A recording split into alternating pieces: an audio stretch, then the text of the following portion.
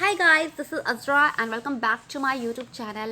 Guys, आज मैं फिर लेकर आई हूँ आपके लिए कुछ यूज़फुल सेंटेंसेस जो डे टू डे कॉन्वर्सेशन में बहुत यूज़ किए जाते हैं। तो चलिए देखते हैं वो कौन से सेंटेंसेस हैं जो बहुत ज़्यादा यूज़ किए जाते हैं। तो फर्स्ट सेंटेंस इज़ मेरे लिए एक गिलास ताज़ा पानी ले आओ। अगर आपको किसी से कहना है मेरे लिए एक गिलास ताज़ा पानी ले आओ, तो आप इसको इंग्लिश में कैसे कहेंगे? आपको कहना होगा get me a glass of fresh water. Get me a glass of fresh water. And the next sentence is, अगर आपको कहना है ज़रा नरमी से बात करो। अगर कोई बहुत ही रूडली बात कर रहा है आपसे, अगर आपको उसको कहना है ज़रा नरमी से बात करो, तो आप इसको इंग्लिश में कैसे कहेंगे? आपको कहना होगा टॉक पोलाइटली, या फिर आप कह सकते हैं बी पोलाइट। टॉक पोलाइटली, या फिर आप कह सकते हैं be polite. And the next sentence is, गर्म चाय को धीरे धीरे पियो। अगर आपको इसको इंग्लिश में कहना है तो आप इसको कैसे कहेंगे? आपको कहना होगा sip the hot tea slowly. Sip the hot tea slowly. And the next sentence is, यहाँ गाड़ी खड़ी करना मना है।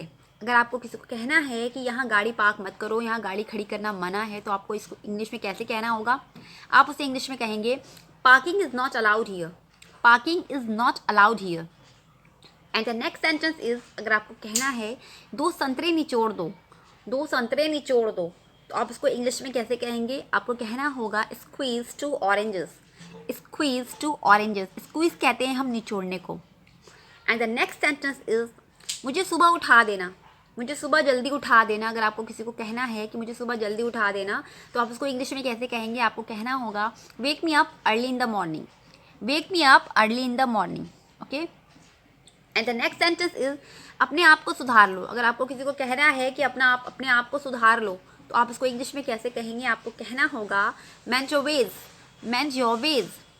And the next sentence is, पर्दा लगा दो। अगर आपको किसी को कहना है कि पर्दा लगा दो, तो आप इसको इंग्लिश में कैसे कहेंगे? आपको कहना होगा draw the curtain. Draw the curtain. And the next sentence is, यह बात मुझे वक्त पर याद दिला देना। अगर आप किसी से कहते हैं कि यह बात मुझे वक्त पर याद दिला देना, यानी कहीं कहीं मैं भूल ना जाऊं, अगर आपको किसी को कहना है कि यह बात मुझे वक्त पर याद दिला देना, तो आप इसको इंग्लिश में कैसे कहेंगे?